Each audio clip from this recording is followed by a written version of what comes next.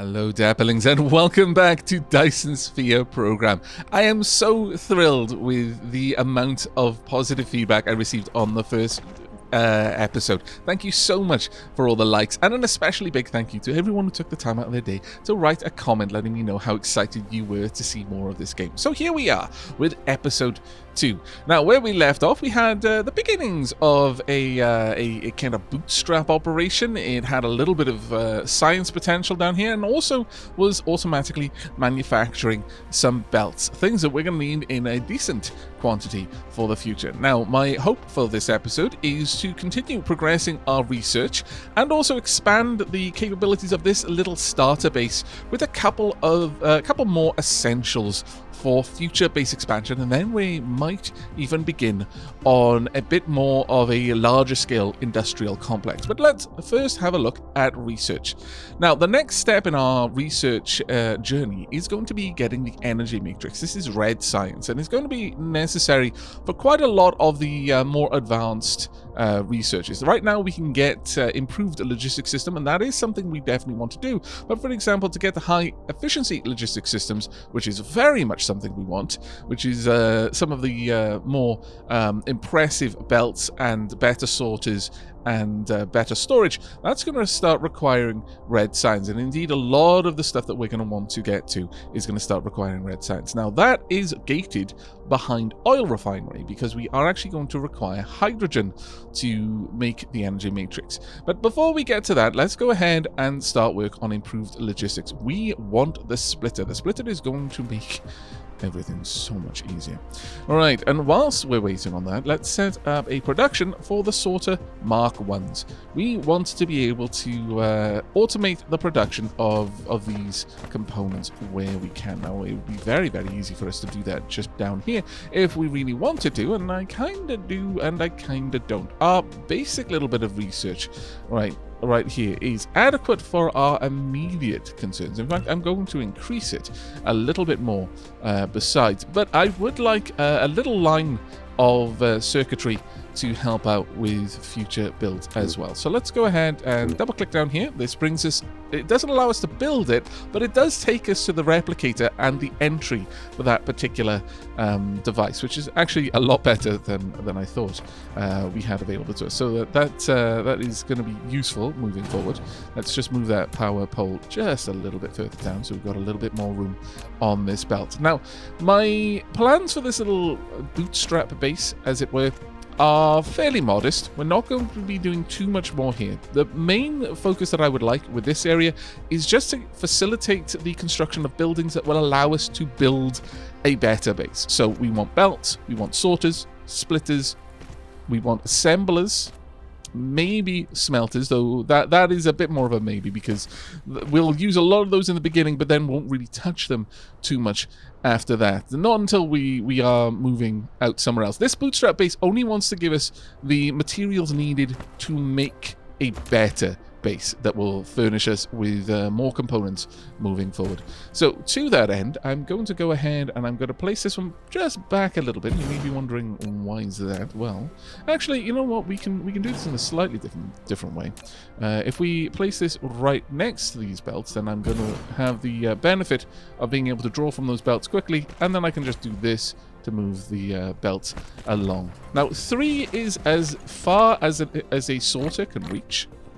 So that's about as far out as I'll make a densely packed belt line. Any more than that, and you're going to start running into problems. Right, we're going to need some more of these, but soon we're going to be making these automatically, and that is going to drastically improve the situation. Let's go ahead and copy that pattern over there. All right, let's have a look. We've already got these made. Fantastic. Let's grab the iron. Let's grab the copper, and then we'll output onto this belt. There we go. And that is going to start filling this up with electronic circuits, which is exactly what we need to create the next item in our chain, and that is going to be the humble sorter. There we go. This shouldn't be too bad. Now, I'm not noticing that this is getting researched particularly quickly. That is a little bit distressing to me. So let's bump that up a little bit, both with production and with research. Though at the moment, we need more research than we need anything else, it seems. That seems to be going okay. It doesn't really appear to be filling that up quite as quickly as I would like, so we're going to pop down another sorter there to just help this load these in just that little bit faster. Each one of these can produce 20 a minute. How fast can they be consumed? It doesn't really make it that obvious because it changes the unit of measure, but we'll have a proper look into that in a little bit and see if we can improve that a little. Let's go ahead and get a couple more inserters there. Or rather, sorters. I am going to call them inserters a lot. I apologize, but it is what it is. Forewarned, forearmed, etc., etc., etc. Right, let's get you in there. And for now, this is the only inserter that we're going to require early on. I'm not going to worry about the potential for upgrading this, though you can make better sorters. See, I'm already calling it the wrong thing. There we are. And speak of the devil, and shall appear. Here's the sorter Mark II.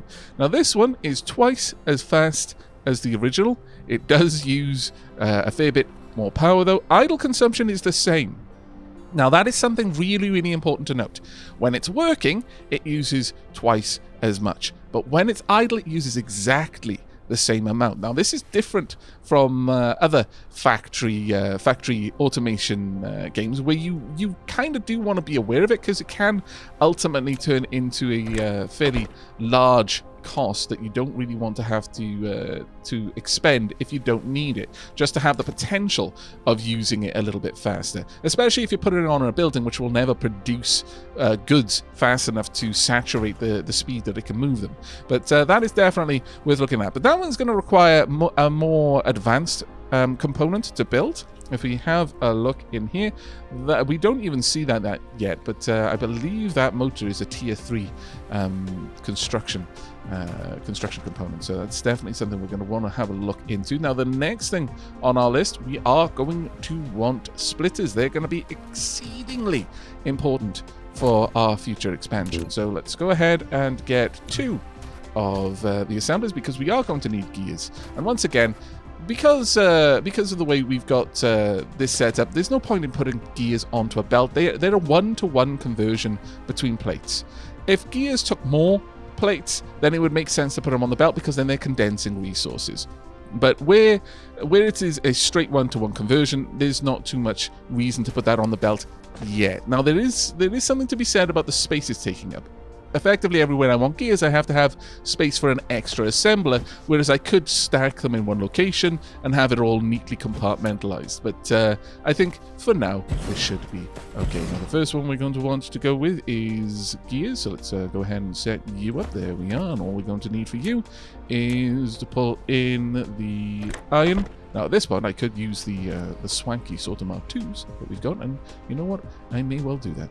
But first and foremost, let's get you set up. Now, if we have a look at what it requires the most for a splitter, the splitter requires 3 iron, 2 gears, and 1 circuit board. So the circuit board, honestly, can have the low-grade sorter at the nearest distance, but we'll go ahead and we'll pop down a level 2 there to move it around. And in fact, I'm going to upgrade this one to a level 2. I may as well use them. I've got them. So there we are. And I've got them for free. Well, they're not really free because I had to research them. But the next on our long list of things that we want, we can't get high efficiency logistics. Again, we don't actually need that for now, but we do need steel. I believe, yes, we're going to need steel to be able to make the oil refinery. So that's going to be an important one to get going right now. So next up, let's go ahead and pop down a little box for our sorters as well, or rather our splitters, and pop this in there. Now, there is a trick to splitters that I have seen a few people struggle with. And when I pointed this out on a recent stream that I was playing Dyson Sphere program with, I have a separate stream save file. It did kind of blow a couple of minds. So I'm going to draw some very specific attention to this one. Place down a splitter. Always, whenever you're dealing with a new building, look down here. It's super, super important to note tab especially. Now, a normal splitter goes there. Now it's a bit chonky. Splitter with You 4 can directions. stack them, but they It can don't split interact. the passing cargo or balance the cargo on It can. multiple conveyor belts. The splitting speed depends on the conveyor belt speed. Does Use mention the it tab up here. key to switch between different styles, and click it to set priorities But and filters. it seems that it's been very easy to overlook this one. So you can stack them. Now, the bottom splitter is not interacting with the top splitter. They are independent splitters. However, you can indeed make them interact with different levels by pressing tab. So there you go. An individual splitter can interact with all 4 of its outputs. In this case, 2 outputs are going in the same direction, and 2 in the opposite direction. This one splits them vertically, with 2 going left, right, and 2 going forward and back, but on different levels. And then finally, you come back to this one. Now, you can stack them all up as you go. So I can pop them there, and they'll continue to stack up with all of the inputs, basically one conveyor level apart. So we'll pop that one there, we'll raise this up, pop that one there, raise this up again, pop that one there.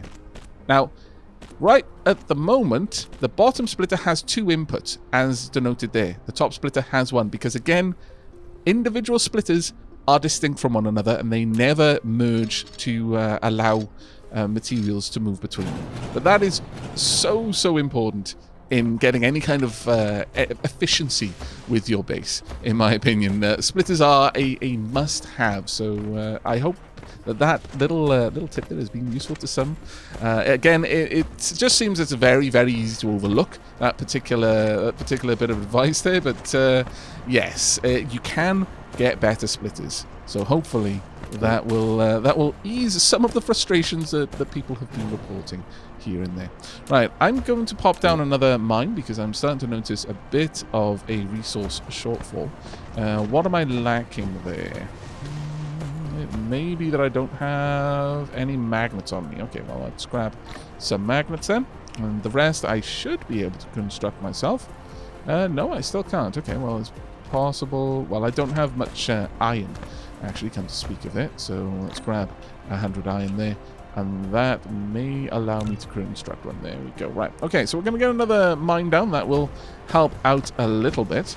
But the main chunk of the work we've already done. The last part that we're going to want to get built is the assembler manufacturing. We want to automate the ability to build more assemblers. That is going to be a pretty big part of our expansion. And with that in place, we'll just bring this out and then hook it up over there. We'll just have that. Well, actually, we kind of want that to run in prior to the storage there, so that it will stock up. Right, we've got smelting, or rather steel smelting. That's going to be the next important one. Next up, smelting purification. We are going to want the energetic graphite. That's going to be an important one, though it's not strictly necessary for what we're going to be going for next, but it will help us out. So words to the wise, that one's a pretty decent one to grab early on if you can. Now, ultimately, our smelters themselves are a bit of the problem here. We're not producing enough iron, so I'm going to just wiggle this around a little bit, expand our smelting stack a wee bit, and I shall bring you back when we're ready to proceed. And with this final power pole, there we go. We have expanded out our smelting a decent bit. We're making some reasonable progress on our technology as well. We have finished with the smelting purification, also with food encapsulation, which has allowed us now to build liquid storage tanks. Now, the liquids in this game are a bit interesting. It seems for all the world that pipes are intended for the game, in that quite a lot of the buildings which deal with liquids have models of pipes which seem a little bit unfinished, as if they're meant to connect to something else. But currently, although we have liquid storage, liquids are just basically boxed and put on conveyor belts. But liquid storage can store enormous quantities versus a regular storage, which would just keep the liquids in their packaged form rather than just free-flowing within the storage. Now, we've also finished high-efficiency plasma. This gives us a wireless power tower that is going to be very, very useful to us later on for our mecha specifically. The wireless power towers, they allow for much greater distance between the power networks, but with a much smaller scale. Unfortunately, I don't have one to show you, and they're a little bit of a potch to build, but nevertheless, we'll try and get one made. The plasma exciters are a little bit more of an annoyance. As you can see, they've got a much smaller radius for power they transmit. However, they can stretch enormous distances, whereas the regular towers cannot. But furthermore, their area of effect, while it will power buildings, will also power you, which is why we just drained the power caused in by the its longer area. connection distance. Indeed. What's exciting is that it can also charge mecha by using Yes, it electricity can. from the grid. So that way you can draw from the power network of your factory rather than the fuel that you have. On the topic of fuel, I don't have. So there we go. You'll notice as well that I've used a splitter over here. The lovely thing about splitters, now we didn't really touch on these when I was giving the overview on how to change a splitter shape. You can change priority. Inputs can have one priority. Outputs can also only have one priority. The outputs can be filtered though, so you can give it a priority output of a certain type. Now, in this case, we don't actually want to do that, so right-click will clear it. But the way I've set up the input is it will take it directly from the mines before it will take from the storage. But if it can, it will take from both. And as you can see, I have expanded out our smelting quite a lot more than realistically I am able to cope with. We're not filling the belts right now, so it doesn't really make much of a difference in the grand scheme of things. And power is becoming an increasing issue, so perhaps I should go ahead and make a couple more of these. Let's go ahead and stack up a few of those and place a couple more down just to keep things ticking by. But soon we will get into a much better form of power.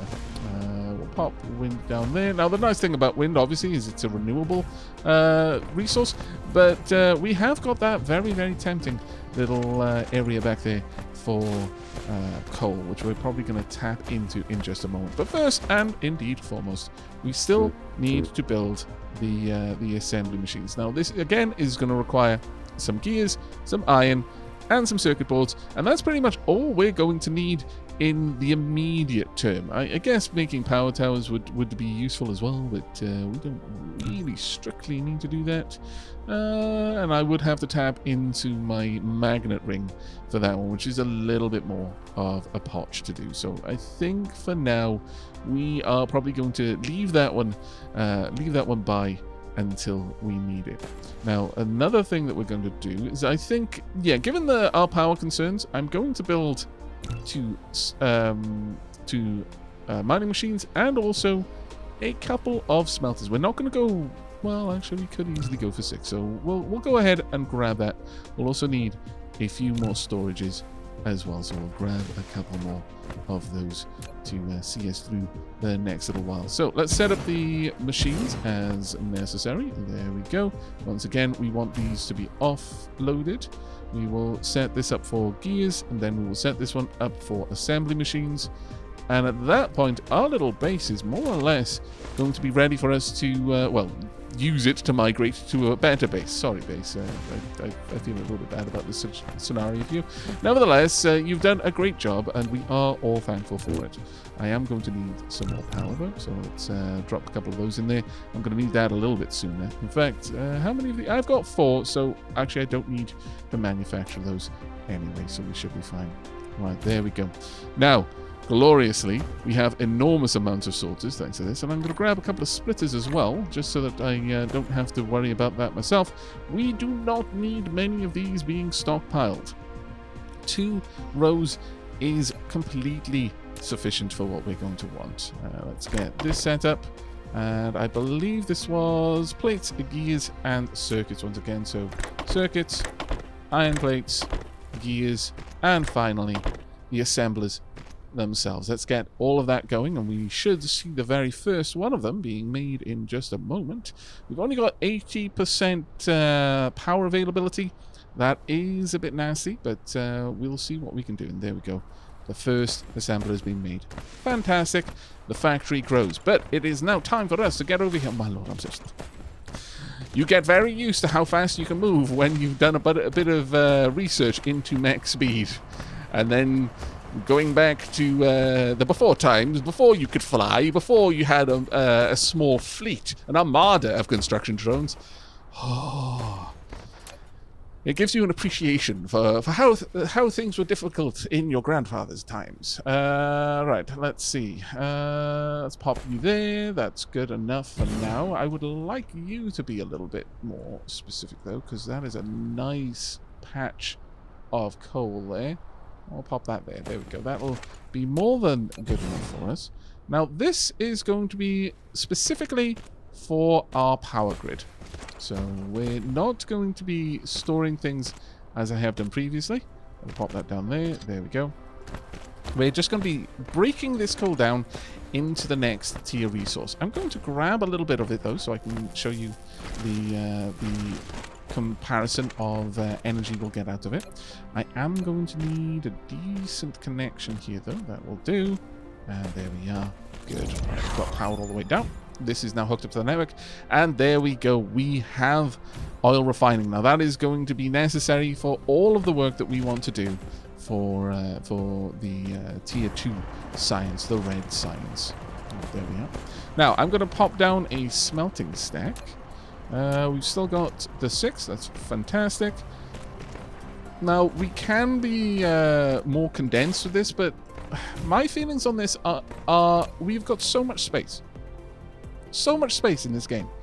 Why be over-focused on keeping that everything close by? Now, one of the things we can do here is, I love this, by the way. If you click on a belt, you can see the belt inventory. I mean, you can just pull things straight off the belt. It's so fantastically good. There we are. Let's load this up with coal right away. The coal ore has 2.7 megajoules. That's its energy value.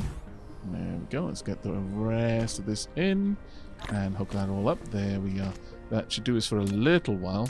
I wonder if we can quickly build another one of these just down here, just to make our life a little tad bit easier. Let's pop that about there. That'll do. And I can stand there while I'm building, and everything will be a lot easier for me. There we are. Perfect. And now I can just draw from the grid. Not that the grid is particularly happy about me drawing from it. It is now only operating at just above half capacity, which is actually shockingly bad. Right, let's get that all hooked up so that mine is actually doing something for us. Now, we are going to create energetic graphite. This has an energy value of 6.3 megajoules. Now, the interesting part here is it requires 2 coal to make, or there's an alternate recipe as well, and we'll be getting into that in a little bit. But the fuel chamber charge. Now, that one is an important... Oops, I pressed V instead of C. This has a 0% fuel chamber generation. You will charge faster off graphite than you will off coal, besides its better energy value. It takes 2 coal to make, and a nominal power draw of the smelter to create it. I believe it only takes 1 second to manufacture. No, sorry, 2 seconds. So the smelter will run for 2 seconds with a power draw of, let's have a look, 360 kilowatts.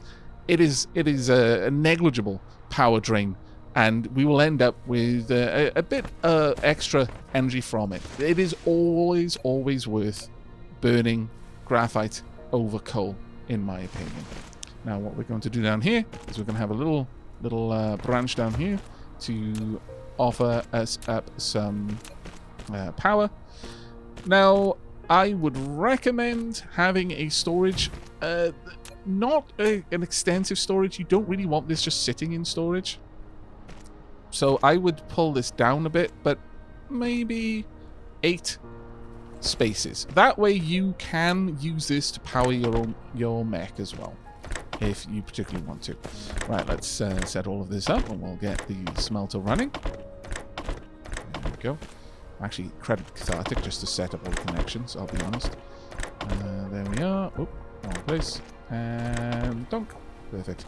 Right, let's get the smelters working on graphene. Oh, graphite. I'm going to call it graphene a lot. I know this because I did in the stream.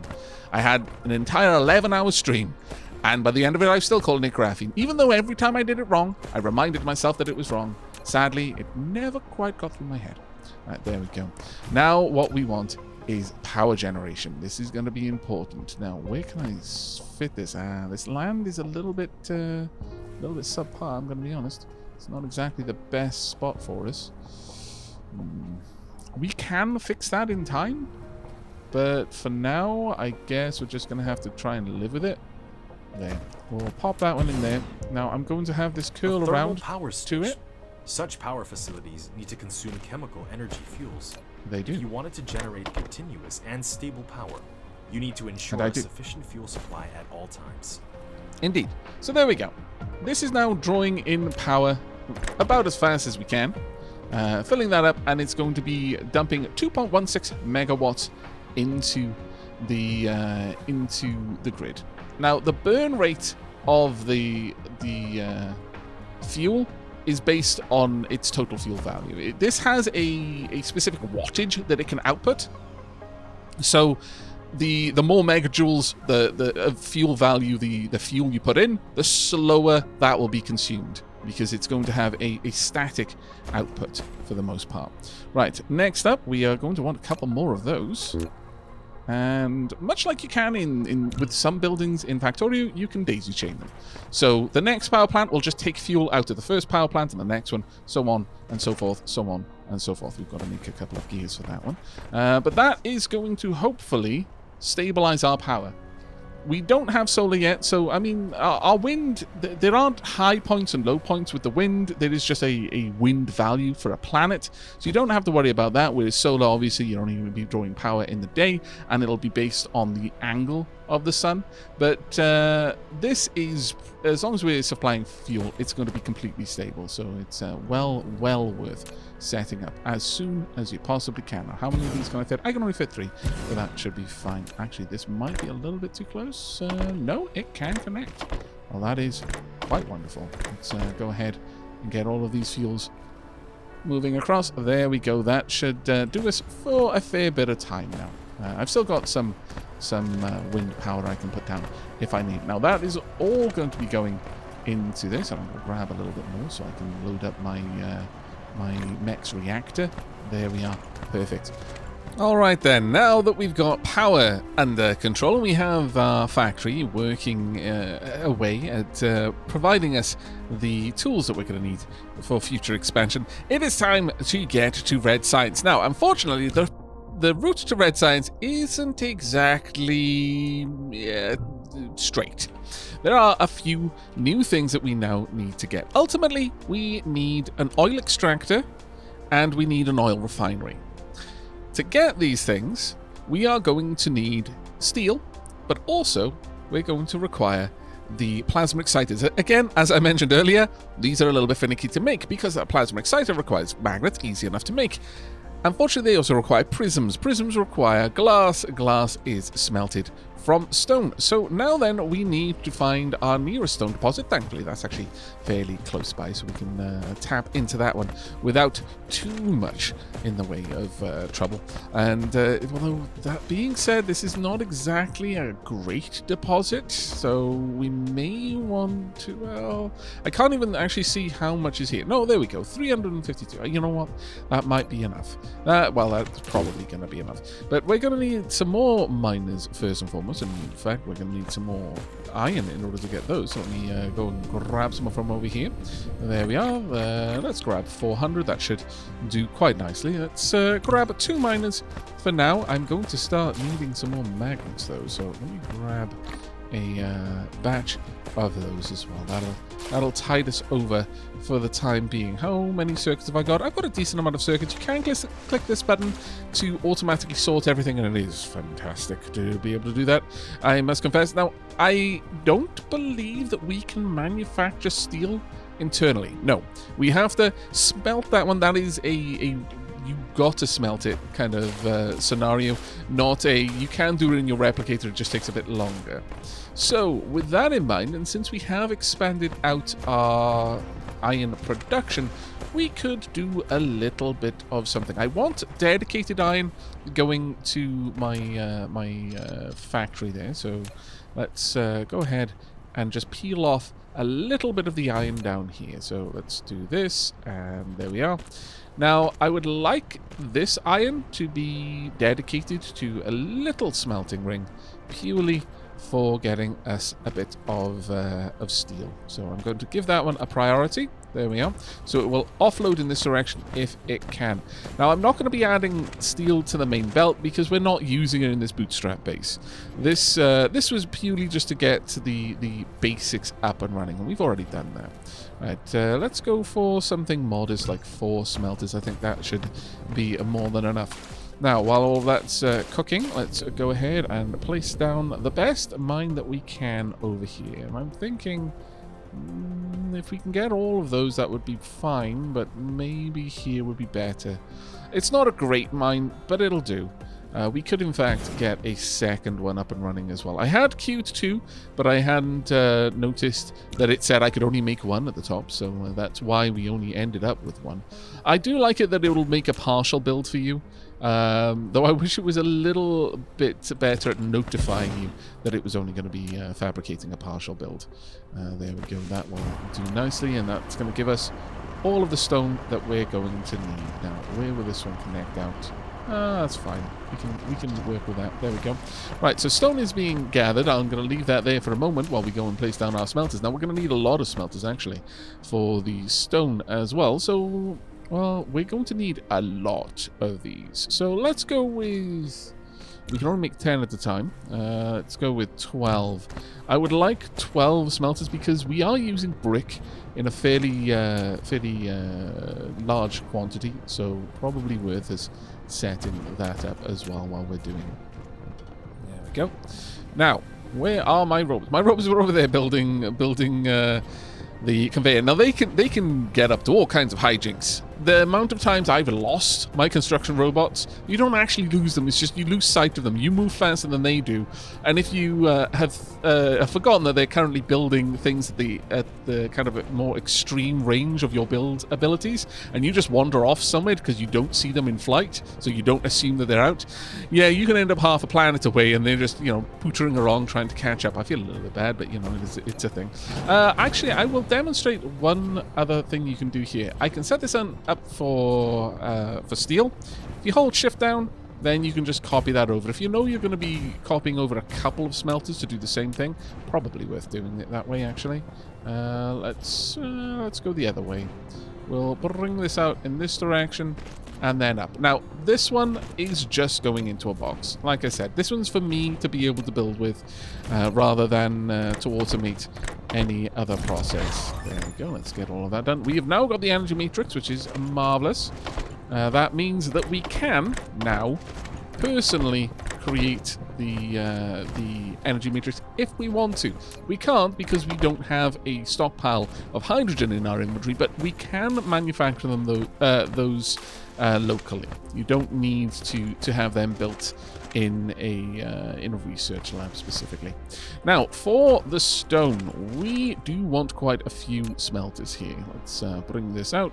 We've got 2 mines feeding into it. That'll do a good job for us. We want 1 and 2. One of them will be set to make bricks for us. The other is going to be set to make glass, and then that glass is going to go on to do other things. So we're going to have, let's say, 4 for glass, and then 4 for brick. Maybe a little bit more for brick, actually. We will use brick a little bit more than we will be using the glass initially. Let's set this up. We can peel that around once again. There we go. We can pop this one down there. We're not going to need to store the glass. This is an intermediate resource for us right now. Let's pop this there. I'm going to need another one, though. Let's go ahead and set that up. That one might not be a bad one to have the bootstrap base making for me ultimately, but I think we can skip that for now. I think I have planned that one poorly, so I'm going to end up using more of those than I really want to. But I do like the way that they rejig their wiring when they're set up. That's actually quite nice. The way it will completely redistribute the network. It's not like there's a physical wire there, though, so that kind of makes sense. Right, let's get all of the stone being made. Now, this is going to put a fair strain on our power system, so we may want to go and hook up another area for the the power plants as well. But there we go. There's brick being made, and we're going to need that in reasonable numbers. Now, as for the glass, we simply want that turned straight away into prisms. Now, each prism requires 3 glass, takes 2 seconds. It takes 2 seconds to make 1 glass out of 2 stone. So this isn't going to be a pretty conversion. I could expand it out a little bit, but realistically, it's not going to do us too much good. Let's bring this down. Thankfully, we don't need these prisms for much, so I'm not too worried about it. But we'll pop. We'll place down 2. The second one will eventually and occasionally get some work, but for the most part, they will not get too much. Oh, are these made in the assembler? Ah, of course. We're assembling the glass into a prism, so that's fine. Let's get rid of that then. My bad. We do want this loaded out onto the belt though, so let's get all of that set up. And we're going to want an assembler made. In fact, no. Let's not waste our time.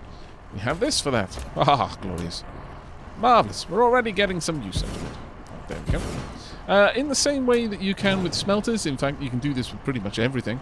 Let's set that up to be manufactured. Make 2 of them. There we go. I'll have that run along.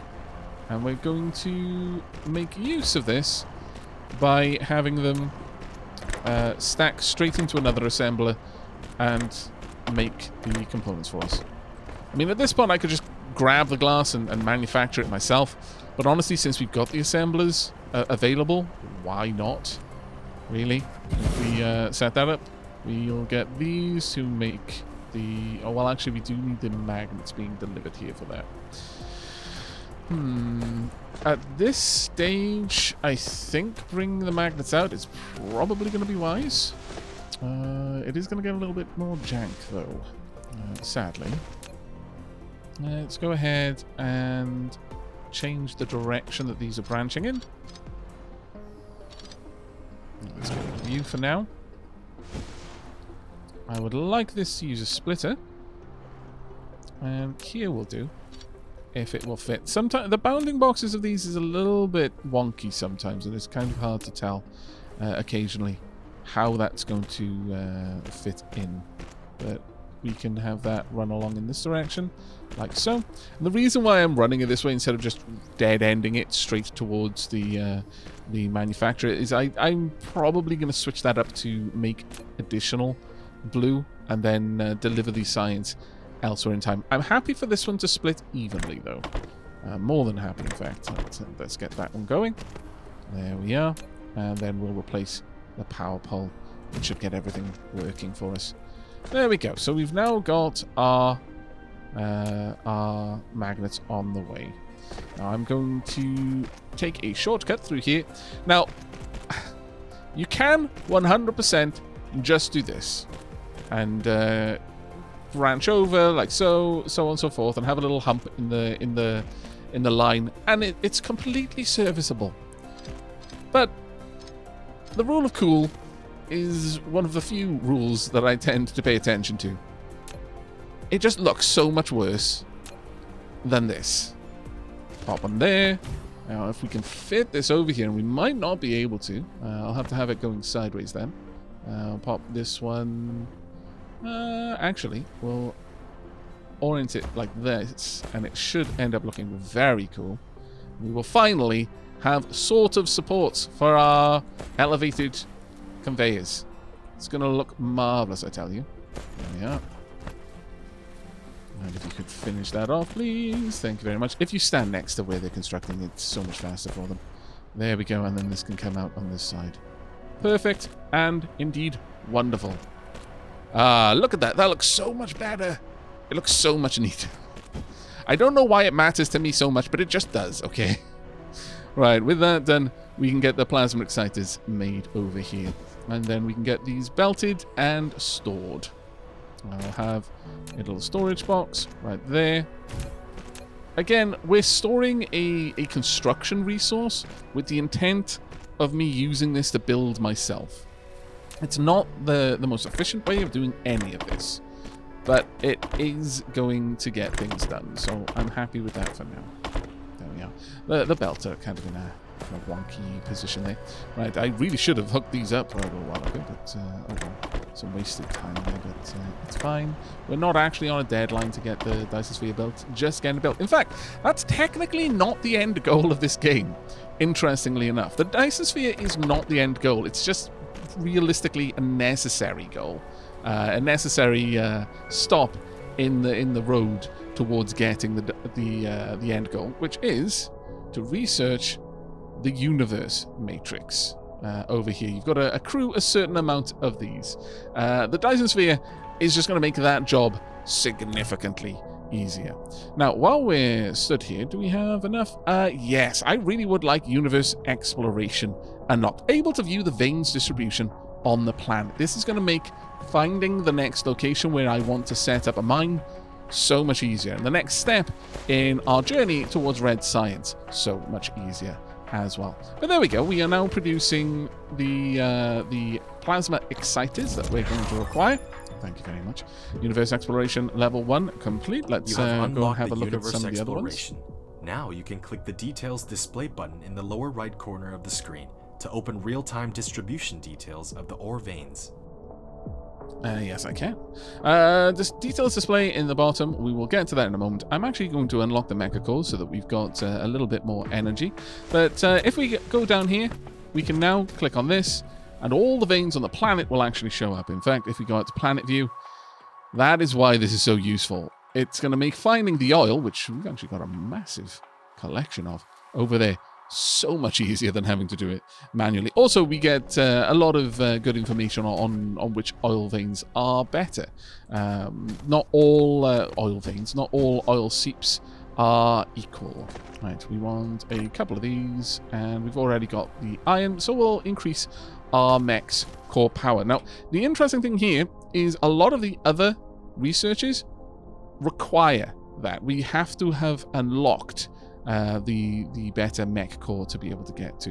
Now, the drive engine is going to be amazing if we can get the coal ore and the magnetic coils together. So to that end, I may go over here and just yoink some coal straight out of the mines, and then pinch some magnets as well, and we should be on our way to being able to fly, which is going to be absolutely marvelous. But we are going to have to wait for the mech to be upgraded a little bit. How is power doing right now? Could be better. It could certainly be better. Let's find another spot to drop down a couple more power plants then, given that. And there we go. A couple of extra power plants there. Now, the power plants themselves actually distribute energy. So they're connecting to each other, or rather one of them is connecting all the way to the wireless power tower. So that should give us more than enough juice for our continued expansions. Now, with that done, and with the mech core upgraded, it is time to research mech flight. It's effectively what we've got right now, only we will be moving 150% faster, and we can fly anywhere at will instead of just hopping into the air a little bit. Now, it is extremely expensive energy-wise, so it's not necessarily something you want to do all the time, but it can certainly help. Now, with all of that done, let's have a quick look at the state of our inventory. How are we looking? There's quite a few things that we could improve on, certainly, but we've got the bulk of what we need. The main thing I'm looking at here is making sure we've got enough inserters, which we don't, so let's grab another couple, just a full stack. Make sure that I've got a decent couple of stacks of iron. We want a few stacks of copper, and then finally a couple of stacks of steel as well. And that should be most of what we're going to need. We do need a little bit of brick as well, though, because quite a few of these buildings are going to require brick. But with that, we're more or less ready to begin our journey into oil. Let's go ahead and empty out my inventory a little bit of these turbines here. There we go. That will do nicely. It's not the most efficient spread, but it doesn't need to be. We just want to make the inventory space available. Okay, so the buildings that we're going to require. We're going to require at least a few of these. I would say build 2 to start with, and then you're going to ultimately want a couple more of these as well. I would say, sure, rolling with 2 per oil extractor. Let's get 4 made. Now, we are going to be needing a lot more than that once we've got red science up and running. But now, if we have a look at the map, we can easily see where all of those juicy oil seeps are, all the way down here. 1.91 per second, 1.77, 2.33. Let's have a look for some better ones. We've got a 2.15 there, a 1.23. Now, this seems to be the best place to go realistically. And it seems to be where most of the oil is, actually. So we're going to have a bit of a trek, unfortunately. Unless there's something much closer. Oh, no, not really. I mean, we could touch on some of these. But honestly, let's go over to where the oil is. And we can tap into all of these oil seeps. So I shall see you over there in just a moment. You have received the ability to fly. Indeed, we have. To lift off. Oh, no hero landing? How mecha massively anticlimactic. The moving speed will increase by 150%, with more energy consumed under flight. Nice pose in the air, though. Pressing the Alt key can return the mecha to the ground during the flight. But as you saw, this drains power reasonably fast. The only reason it's kind of going up at all is because I'm fueling it right now. But here we are. We have reached our destination. So first things first then, let's get down our oil wells. Now we do have water pumps, but we're not going to need those at all for what we're about to do. Now these are the 2 best oil seeps, so we're going to grab these 2 out of the ones available. Now we do need power down here, so that's something that we're going to have to bring over with a bit of time, but we're going to set up the infrastructure first, and then we'll worry about bringing over power, or in fact producing it locally. Let's have a look around. Is there any coal nearby? No, not really. That's a bit of a shame, but there is some down there, and I could have hit those oil seeps and then used that coal to power it. But ultimately, you're going to be probably burning off some of the product of this as oil anyway. Now, as I was mentioning earlier, the oil, while it is a liquid, true, it is also going to be coming out on the conveyor belts. But thankfully, the conveyor belts, much like the mines, they just come straight out of the buildings. You know what? Let's try and improve our drone engines, and then the amount of drones that we can have. Energy circuit, that's going to take a little while. What about mecha's frame? Well, that's going to take quite some time to get to. Now, interestingly, any improvement to the speed of the frame is also affected by the 150% boost of flying. So you will fly faster for having stronger legs. Don't ask me why. I don't make up the rules. You just follow them. Right, so now with that in place, we are also going to require our oil refineries. Now, we don't actually have that much room to play with here, so it may actually be better to set up the refineries somewhere over here, perhaps. Don't worry too much about having your refineries distant from the oil itself, because you're going to be moving this around a long way anyway. Now, this facility will produce multiple products. To divide them, you need to set a filter on the sorter. You can use Tab or the arrow keys on the right side of the keyboard to quickly set the filter when building the sorter. Now, what that's talking about is when you build the sorter here, you can tell it how to filter, because it does have multiple outputs, like it mentioned. This is one of the first buildings that has that. Now, one thing to be aware of when building, and this is a really important one, is pay attention to the grid. As you go closer to the poles, it gets more and more skewed because it's pinching at the poles. And closer to the equator, you have the more ideal build space, the more uniform grid pattern. But you can see where the grid changes. It's basically like the world has had strips of grid laid across it, and along the moving with the equator. And as it goes up, the strips have smaller and smaller grid patterns on them. It's just something to be aware of, because it can make building a little bit of a problem later on. Right, we're going to press R now to rotate the direction that is branching in. we want the crude oil just delivered to these two directly. Now, let me head over here and help my construction drones out a little bit. There we go. I'll park right back here. I'm going to go ahead and I'm going to get all of this set up. There is going to be a lot of building just because of the distance that we are dealing with the conveyors. So I'm going to cut that out with the power of editing, and I shall bring it back when we're ready to start hooking things up and creating oil. And here we are. We have set up a fair bit of infrastructure. Over there we have a new coal line set up to produce graphite, and we have a line coming down here that should hopefully be carrying hydrogen once we set it to go. Now I've held off on actually activating that because I wanted you to be here for it, but let's go ahead and built a storage plug in tank. a liquid It is storage. more suitable for storing fluid than the storage. Well, Each gas storage in tank this case. can only store one single type of fluid and can be built vertically. Well, I suppose it could However, be liquid hydrogen. once it has been removed, all the stored fluid will be devastated. Do not devastate your fluids. Basically saying that if you remove this, all the contained liquid will be destroyed. Rather than the item storage, where if you destroy the container, you will pick up all of the items into your inventory. So yes, do not devastate your fluids. If you can at all avoid it, that would be grand. Let's pop one there, and we will have graphite being produced and sent down the line. Now that is the second component in creating research. Now let's go and prepare an area for that. Actually, yes, we can have that somewhere around here. That's fine. Let's land. There we go. I want to adjust the positioning here a little bit. It's a little bit overzealous in how far I brought it along. Right, so we are going to want probably another 2 of these, probably lined up more or less similarly to the other. These are going to be producing our red science. Let's hook this up right there. There you go. And we'll just connect these in. There we are. Now we're obviously going to need a little bit of power as well. Let's tuck that on this side. I think should be fine. There we go. And these will deposit red science. We're going to want that to come across, and ideally, we could just, in this particular instance, I think just a little bit of a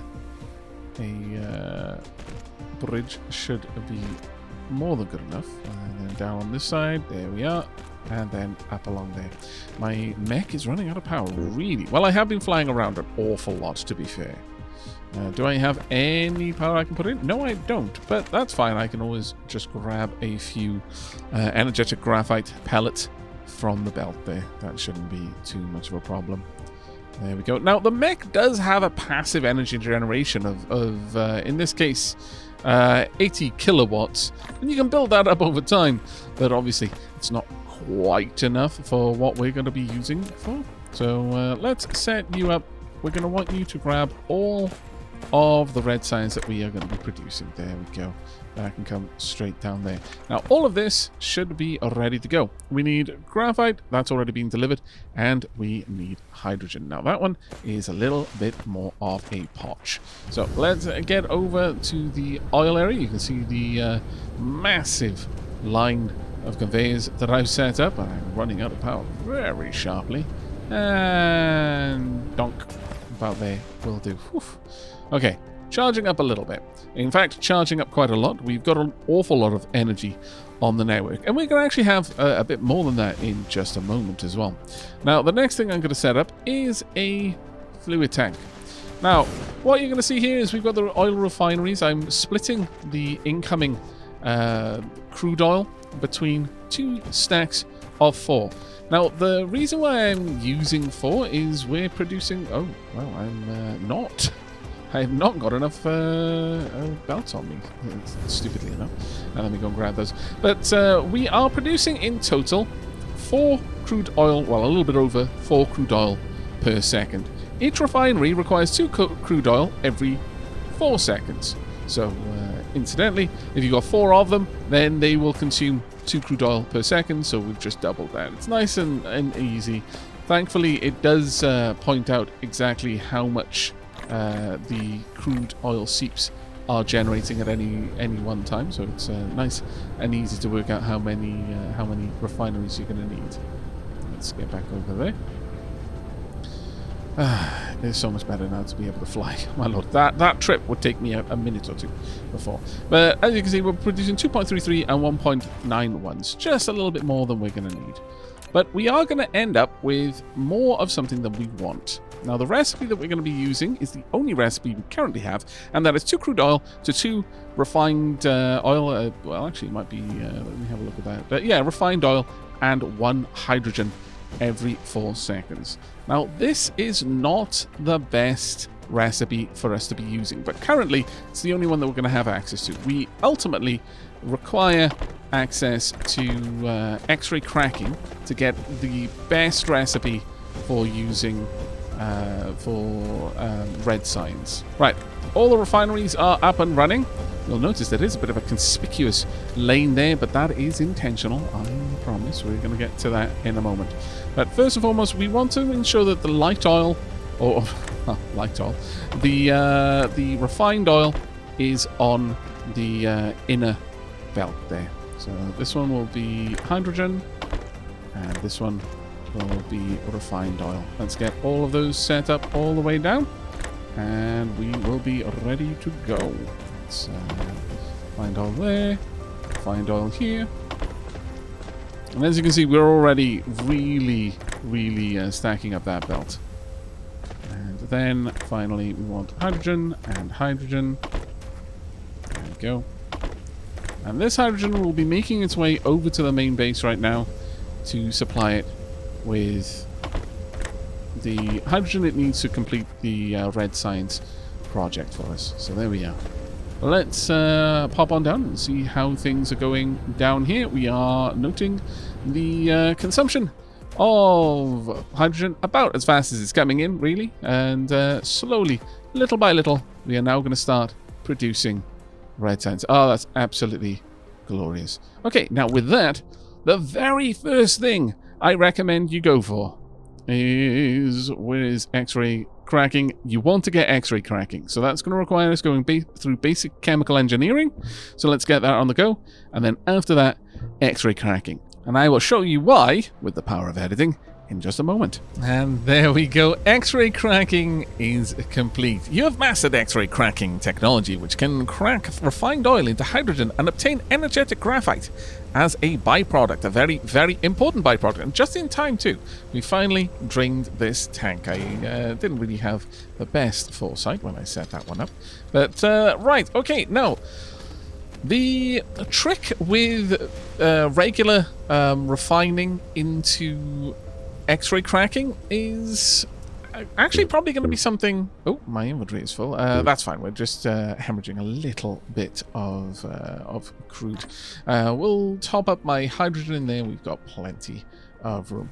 Now, this is a very similar kind of process to the nuclear fuel enrichment in Factorio. For those of you who have played Factorio, you'll probably recognize a particular kind of elegance to the way that these recipes are going to interact. Now, if we have a quick look at them, regular plasma refining takes 2 crude oil, produces 2 refined oil and 1 hydrogen. X-ray cracking takes 2 hydrogen and 1 refined oil and produces 3 hydrogen and 1 energetic graphite. The graphite is a pure byproduct, but the hydrogen that is produced through this process is greater than the hydrogen required to initiate the process. So effectively, once you've run the process one time, all you need is a little bit of a top-up of of refined oil to keep the process going, because you can feed the output back into the input, and you'll still have 1 hydrogen left over. And incidentally, it produces 1 graphite and 1 hydrogen, which is exactly the ratio that we need to produce that is excess hydrogen and graphite, which is each 2 of these can produce 1 red science. Though this only takes 4 seconds, this takes 6 seconds, so there's a bit of wiggle room there as well. But it does require that we set these up a little bit differently. So let me go ahead and get rid of the sorters, and this will allow us to rejig the belt. The input is exactly the same. Effectively, we want 2 X-ray crackers to each plasma refiner. However, we are going to have to use the output in a slightly different way. Effectively, what we want is to make sure that the input for the X-ray cracking happens after the output. So we want to orient the refiners ever so slightly differently. They have an output on the ends, so we want that end to happen after it draws in the initial hydrogen. Let me just change this. We'll just allow that light oil there to just keep running and topping up a little bit of energy for us over time. That will be fine. We'll pop that one. I want to line them up so they look nice. There we go. Again, you know, looks on. There we are. Now this will be more than capable of producing all the hydrogen we need. Now the hydrogen is going to be coming out on 2 separate lines, and we'll have graphite as well coming out behind. So we'll bring that across here. Now we're going to want to change the way that we're delivering all of this to the main base. In fact, we're going to want to not want to deliver any of this, actually, because why bother? We can manufacture the red science over here and deliver that, and thereby we are compressing the amount of resources that we're moving around. There's more resources go into making each piece of red science than the red science itself will occupy on the belt, the more volume of resources that is. So it's better to transport the highest density resource you can, just so that you're getting the most oomph out of your belts. Now, with all of that going down, the plasma refiners will output light oil, and they will output hydrogen. The light oil we want going straight down this middle row so that all of the rows can make use of it. So we'll just cut that off there so we don't send it all the way down to the main base, because that would be rather awful for us. All right, now we are going to set these up to, well, just bring out light oil. There we go. And hydrogen. There we are. The other side will bring out hydrogen on this belt and the light oil on the middle belt again. So each one is distributing its hydrogen to a very specific belt. We're going to have those independent of each other. So each line is going to draw from only its plasma refiners. Now the crackers are going to need to be able to output the hydrogen back into the system on this side, and each one is going to need that. So let's get those belts down. There we go. Nice and easy. There we are. And we'll be done with that. Perfect. So we want the hydrogen to be output on this side. Hydrogen can be input. We don't need to specify what it's inputting. We only need to specify what it's outputting. And then the graphite on the outside. So like that, we will be able to force these to draw in the hydrogen from its own output. So let's set these up and just demonstrate the system at work. So grab you, pop that across, and then this one needs to be back to good old plasma refining. There we are. And we should see all of the magic start to happen. So the first bit of hydrogen gets hoovered up. Bit of light oil getting pulled into the relevant areas. There we go. A little bit of hydrogen. It's got to wait until there's enough hydrogen in there. There we are. This is now running, and out come 3 hydrogen. And the 2 of them get immediately pulled back in with 1 excess that then moves down the line. So I'm going to go ahead and I'm going to set all of these up and prepare the area which is going to be using the graphite and the hydrogen to make red science. So I'll bring you back in just a second. And there we go. All of the X-ray cracking is now, I think all of them are actually fully up to speed. We are merging the lanes and are delivering the graphite and the hydrogen where they need to be. And we have now got 2 towers of red production. Interestingly, or rather importantly, the red towers produce half as quickly as the blue. So we're producing 10 per minute here, but the blue is producing at 20 per minute. Now, all of this is actually now got a weird kind of angle there, an unnecessary angle, but it's all being delivered down here where it is not going anywhere, because sadly we are not using the red science nearly as quickly as we might want to be. But that is fine. We will allow the hydrogen and graphite that we have already accrued down here to burn off and then we'll get rid of these towers. So for a little bit, we're going to have very swift red science production, but that will end once this liquid tank has run dry, which isn't going to be too far in the future. I'm not going to destroy it. I don't want to devastate my liquids, okay? Shush. I know realistically this is the one thing that I can safely destroy, because unlike ore veins, the crude oil seeps are functionally infinite. They will always produce at their stated amount forever. They never run dry. So hydrogen, honestly, you can just devastate your liquids, and it's probably not going to make as much of a difference as if you just destroyed a chest full of, I don't know, graphite, because that coal will one day run out. Currently, I am just grabbing a couple of easy levels for flight speed on our drones, on me, a number of construction drones. We still yet need to upgrade our mecha frame, but we are now very firmly in the age of red science, and that is going to open up so much more for us to do. So much more. But that is all going to have to wait for the next episode, I'm afraid. In the next episode, should there be one, do let me know down in the comments if you're interested in seeing more of the game. We are probably going to start work on a manufacturing hub. Now, when I say manufacturing hub, I don't mean like the main production of Dyson Sphere components or anything like that, large industrial scale production of a single type of resource. Rather, I mean our production base, our construction base. It is going to be a place which produces an example of all of the different buildings, so that I can, when I'm setting up a new planet, I can quickly go there, pick up as many manufacturing facilities, the belts, the sorters, and indeed the buildings that I'm going to need, smelters, mines, that sort of thing.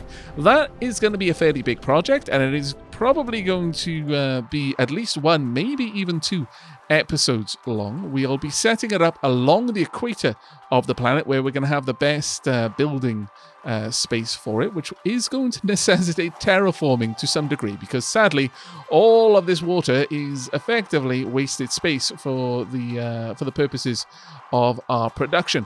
But that is going to be for the next episode. Do let me know down in the comments if you're interested in seeing more of the game, with either a comment or indeed a like on the video. But that is going to be it from me, and once again, our very Pacific Rim mecha here, who can now fly, which is actually quite marvelous. So thank you very much for joining me. I really do hope you enjoyed, and hope to see you in the next. But until then, and as always, do leave a like if you liked, sub if you haven't already, and I'll see you next time. Take care, everyone.